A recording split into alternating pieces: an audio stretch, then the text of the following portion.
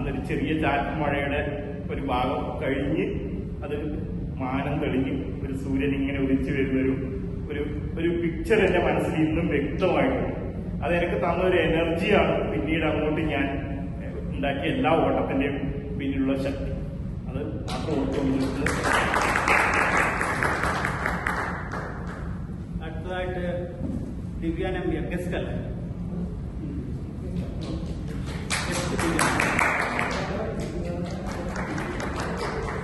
ഞങ്ങൾക്കുള്ള വിഷയത്തിൽ നിന്നൊന്നിട്ടോ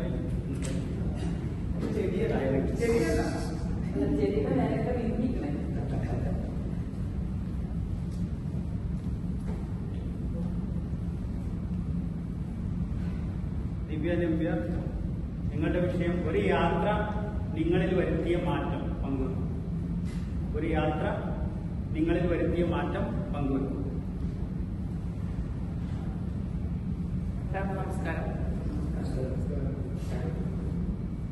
ഒരു യാത്രയുടെ പറയുമ്പോൾ അതിന് മുന്നത്തെ കാര്യം പറയാം. അതായത് 21 വർഷം കേരളത്തിലെ കണ്ണൂർ ജില്ലയിലെ ഒരു ചെറിയ നാട്ടിൽ, അതായത് വില്ലേജ് തന്നെ പറയാം, അവിടെ ജനിച്ചു വളർന്ന് ജീവിച്ചുകൊണ്ടിരുന്ന ഒരാളാണ്. അപ്പോൾ അത് കഴിഞ്ഞ് ഒരു കഷ്ടകാല സമയത്ത് ഒരാൾ കെട്ടിക്കൊണ്ടുപോയി. അയാളുടെ ആണോ എന്റെ ആണോ കഷ്ടകാലം ഞാൻ പറയുന്നില്ല. അപ്പോ ആ ഒരു 21 ഇയേഴ്സ് ഏജ് ആയപ്പോ കല്യാണം കഴിഞ്ഞ് ഇപ്പോ ഫസ്റ്റില് നമ്മള്, അതായത് നമുക്ക് നമ്മുടെ നാട്, നമ്മുടെ ആൾക്കാർ, പിന്നെ കോളേജിൽ പോയിട്ടുണ്ടായിരുന്നു, പക്ഷെ എന്നാലും നമ്മൾ പറയാറില്ല നമ്മുടെ സംസ്കാരം മാത്രം കെട്ടിപ്പിടിച്ച് നിൽക്കുന്ന ഒരു ആളായിരുന്നു. പുറം ലോകമായിട്ട് നമുക്ക് അധികം അങ്ങനെ അനുഭവങ്ങളോ അല്ലെങ്കിൽ ഇതൊന്നുമില്ല. പക്ഷെ എന്നിരുന്നാലും യാത്രയുടെ കാര്യം പറയുമ്പോൾ ഒരുപാട് യാത്രകൾ ഇഷ്ടപ്പെടുന്ന ഒരാളാണ്. പക്ഷെ പോകാനുള്ള ഒരു സമയം കിട്ടിയിട്ടില്ല. പക്ഷെ ആദ്യത്തെ ആ ഒരു യാത്ര, അതൊരു വിമാനയാത്ര, നമ്മളിങ്ങനെ എപ്പോ കണ്ടാലും ഇവിടെ വന്നിട്ട് 21 വർഷമായി, എന്നിട്ട് വിമാനം പറക്കുമ്പോൾ മുകളിലോട്ട് നോക്കിയിരിക്കും. എന്നെ പോലെ തന്നെ ആയിരിക്കും നിങ്ങളും. ആ ഒരു യാത്ര, അതിനുശേഷം, അതായത് അതുവരെ ഞാൻ ഭയങ്കര ഇൻട്രോവേർട്ടായിരുന്നു. ആ യാത്രയ്ക്ക് ശേഷം ഒരുപാട് പേരെ കണ്ടുമുട്ടി, ഒരുപാട്, അതായത് കേരളത്തിലെ വിവിധ സ്ഥലങ്ങളിലുള്ളവരെ കണ്ടുമുട്ടി, പുറത്ത്, പിന്നെ ഇപ്പൊ ഇവിടെ വന്ന് നിൽക്കുമ്പോൾ തന്നെ ഇവിടെ പല സ്ഥലത്തു നിന്ന് വന്ന ആൾക്കാർ നമ്മുടെ സുഹൃത്തുക്കളായി. അപ്പൊ അത് എന്നെ ഒരുപാട് വ്യത്യാസം വരുത്തിയിട്ടുണ്ട്. കാരണം പണ്ടുള്ളവർക്ക് അറിയാം ഞാൻ എങ്ങനെയായിരുന്നു. ഇപ്പോ അതിൽ നിന്ന് ഒരുപാട് മാറി, എങ്ങനെ ഓരോരോ സാഹചര്യങ്ങളിൽ എങ്ങനെ സംസാരിക്കണമെന്നും അല്ലെങ്കിൽ എങ്ങനെ പെരുമാറണമെന്നും ഒക്കെ, അതായത് ആ ഒരു യാത്രയുടെ തുടക്കമായിരുന്നു. ഇതിൽ എന്നെ ഒരുപാട് അനുഭവങ്ങൾ എന്നിൽ നൽകിയിരിക്കുന്നു.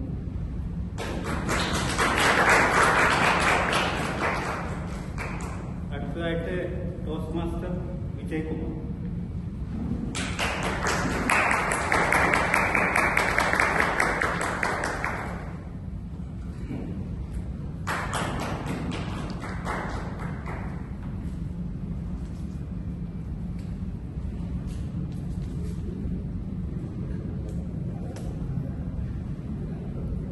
ടോസ്റ്റ് മാസ്റ്റർ വിജയ്കുമാർ, നിങ്ങളുടെ വിഷയം മലയാളം പഠിക്കുന്നത് പുച്ഛമാണെന്ന് പറയുന്നവരോട് നിങ്ങൾക്ക് പറയണം.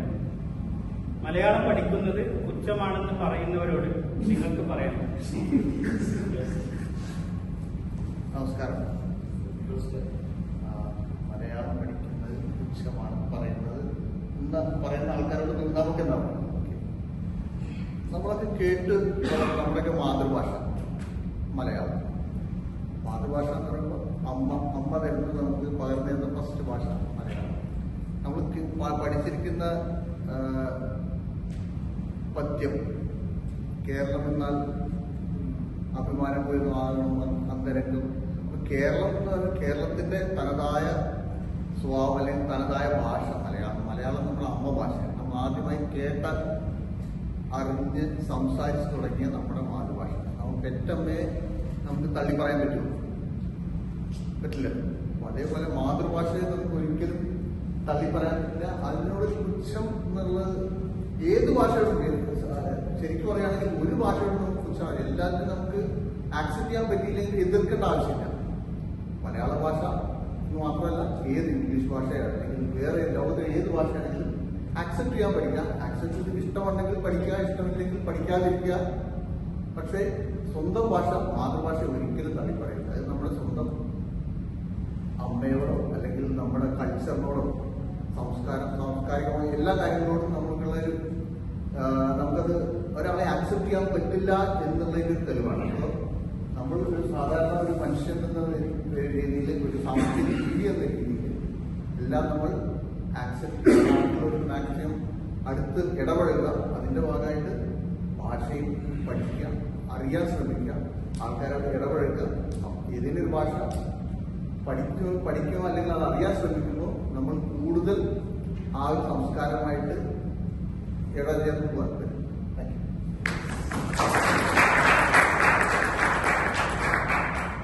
Toast master Sreenivasan.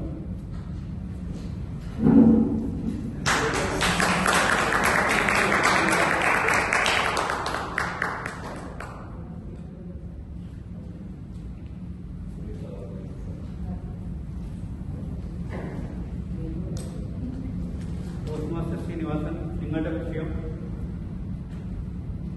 ജനുവരി അടുത്ത വർഷത്തെ ഉദയമാവുമ്പോൾ നിങ്ങൾ മാറ്റാൻ ഉദ്ദേശിക്കുന്ന ചീത്ത കാര്യങ്ങൾ. ജനുവരി അടുത്ത വർഷത്തെ ഉദയമാവുമ്പോൾ നിങ്ങൾ മാറ്റാൻ ഉദ്ദേശിക്കുന്ന ചീത്ത കാര്യങ്ങൾ. Thank you. എല്ലാവർക്കും നമസ്കാരം. എന്റെ ടോപ്പിക് എന്താണെന്ന് അറിയോ? ജനുവരി ആദ്യമാകുമ്പോൾ അതാണ് എന്റെ ടോപ്പിക്. Thank you. എനിക്ക് ഇതിനോട് യോജിപ്പില്ല. കാരണം എന്ന് വെച്ചാൽ എനിക്ക് ജനുവരി 22 എന്ന് വെച്ചാൽ ഒരു പ്രമുഖ വ്യക്തി ഈ ഭൂമിയിലേക്ക് ജനിച്ച ഒരു ദിവസം കൂടിയാണ് ജനുവരി 22. അപ്പൊ എല്ലാവരും ഓർമ്മിച്ചോ, ജനുവരി 22 ബർത്ത്ഡേ ആണ്. അപ്പോ പുതിയ വർഷം ജനുവരിയിൽ ഞാൻ ഒഴിവാക്കാൻ ആഗ്രഹിക്കുന്ന ഒരു മോശ കാര്യം എന്ന് വെച്ചാൽ, ഞാനിവിടെ പറഞ്ഞു കഴിഞ്ഞപ്പോൾ എന്റെ പ്രസിഡന്റ് എന്നെ പിടിച്ച് പുറത്താക്കും.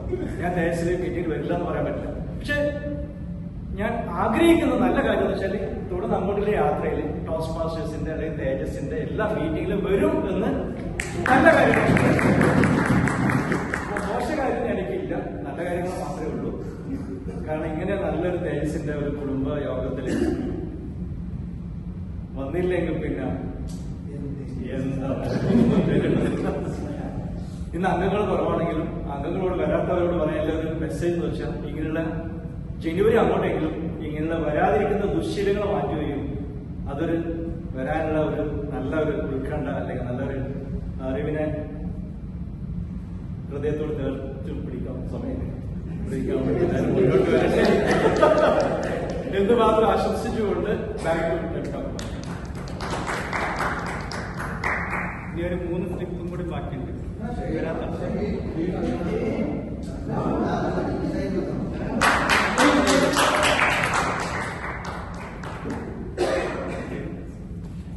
ശരി,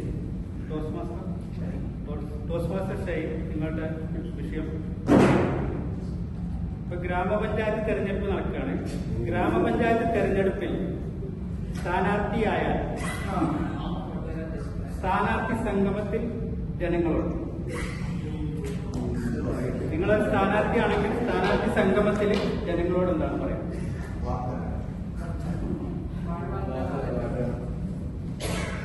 എല്ലാവർക്കും നമസ്കാരം. പ്രിയ ടോസ്റ്റ് മാസ്റ്റേഴ്സ് സുഹൃത്തുക്കളെ, ഞാൻ ഒരു സ്ഥാനാർത്ഥിയായാൽ നിങ്ങൾ എന്നെ വിജയിപ്പിക്കുകയാണെങ്കിൽ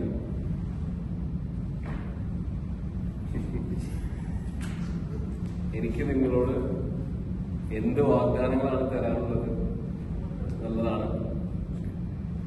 നമ്മളിത് നേരെ പുറകിലേക്കൊന്ന് ചിന്തിച്ചു നോക്കുമ്പോൾ അനവരതം നമ്മളിത് വാഗ്ദാനം, കറക്റ്റല്ലേ, നമ്മളിത് കണ്ടുകൊണ്ടിരിക്കുകയാണ്. സിസ്റ്റം നമ്മളെ പഠിപ്പിച്ചുകൊണ്ടിരിക്കുകയാണ്. ഈ സിസ്റ്റത്തിൽ നിന്നും നമ്മൾ മനസ്സിലാക്കിക്കൊണ്ടിരിക്കുകയാണ്. ഇതെല്ലാം ഒരു പാഴ്വാക്കുകളായിട്ട് എങ്ങനെ ഉണ്ടാവും? ഒരു സെറ്റ് അജണ്ട ഉണ്ടാവും. പൊളിറ്റിക്കലി അതിനൊക്കെ പുറകില് നീക്കുപോക്കുകൾ ഉണ്ടാവും. ഇതിൽ നിന്നെല്ലാം അതീതമായിട്ട് എനിക്ക് നിങ്ങൾക്ക് തരാനുള്ളത് എന്ത് എന്ന് ചോദിച്ചാൽ ഒരു നല്ല നാളേക്ക് വേണ്ടിയിട്ട് നമുക്ക് എന്ത് ചെയ്യാൻ പറ്റും എന്ന് ഒരുമിച്ച് കൂടി ഇരുന്ന് സംസാരിക്കാനോ അല്ലെങ്കിൽ അതിന്റെ ഏറ്റവും താഴെ തട്ടിൽ നമുക്ക് എന്ത് കറക്ഷൻസ് ചെയ്താൽ ഇപ്പോഴുള്ള ഈ പറയുന്ന ദുർവ്യവസ്ഥയെ നമുക്ക് എന്താ പറയുന്നത് നമുക്ക് അഭിമുഖീകരിക്കാൻ പറ്റും എന്നുള്ളതിനെ കുറിച്ചൊരു മനസ്സിലാക്കൽ, ഒരു തിരിച്ചറിവ് ഉണ്ടാവാനായിട്ട് ഒരു ഇപ്പോ പല രാഷ്ട്രീയ നേതാക്കന്മാരത് ചെയ്യുന്നുണ്ട്.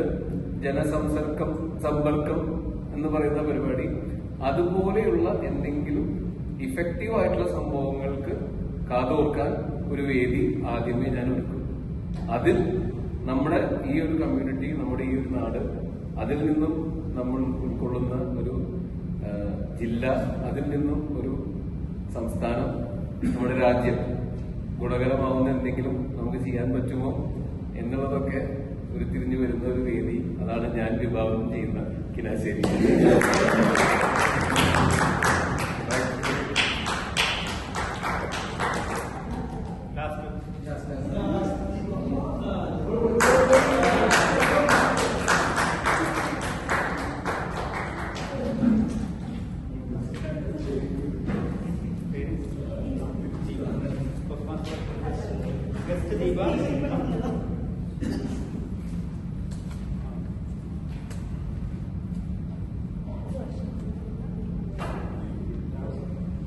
ഗസ്റ്റ് ഗീത ദീപ. 50 വർഷം മുമ്പുള്ള മലയാളി. ഇപ്പത്തെ മലയാളി 50 വർഷം മുമ്പുള്ള മലയാളി. 50 വർഷം മുമ്പ് ഞാൻ എല്ലാവർക്കും നമസ്കാരം. 50 വർഷം മുമ്പുള്ള ഒരു മലയാളി, അതാണ് എനിക്ക് കിട്ടിയ ടോപ്പിക്ക്. എന്തായാലും എനിക്ക് 50 വയസ്സാവാത്തതുകൊണ്ട് 50 വർഷം മുമ്പുള്ള മലയാളി നമ്മൾ ഈ സിനിമകളിലും ഇതിലൊക്കെ കണ്ടിട്ടുള്ള മലയാളികളെ അറിയാം. അതായത് സംസ്കാരത്തോട് വളരെ യോജിച്ച് നിൽക്കുന്ന, അല്ലെങ്കിൽ എന്താ പറയാ, ഒരു കുലസ്ത്രീ രൂപത്തിലുള്ള പെണ്ണുങ്ങളെ, ഇതൊക്കെയാണ് നമ്മുടെ 50 വർഷം മുമ്പുള്ള മലയാളി എന്ന് പറഞ്ഞു കഴിഞ്ഞാൽ. അതിലേക്ക് നമുക്ക് എവിടെയൊക്കെ നോവലിൽ കണ്ടിട്ടുള്ള പാടവരമ്പത്ത് കൂടെ എന്താ പറയാ കൃഷികൾക്ക് പോകുന്ന ആൾക്കാരെ, ആ ഒരു ചിന്തയാണ് എന്റെ മനസ്സിൽ പെട്ടെന്ന് വരുന്നത്. 50 വർഷം മുമ്പുള്ള മലയാളി എന്ന് പറഞ്ഞു കഴിഞ്ഞാൽ ടെക്നോളജി ഒട്ടും എന്താ പറയുക, ഒട്ടും ഇല്ലാത്ത ആ ഒരു കാലഘട്ടത്തിലും സൗഹൃദപരമായിട്ടും ചുറ്റുവട്ടുള്ള എല്ലാവരെയും അറിഞ്ഞുകൊണ്ടും ജീവിച്ചുകൊണ്ടിരുന്ന ഒരു പൊതുവെ പാവം സ്വന്തമായിട്ടുള്ള ഒരു Malayali. Thank U.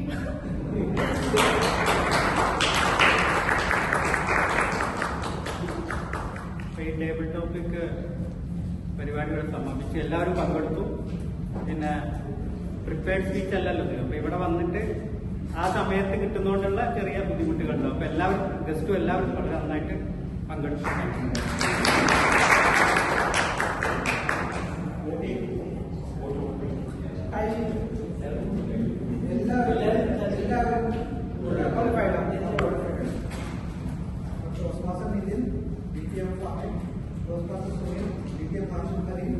Toastmaster Milan, Toastmaster Vignesh, Divya,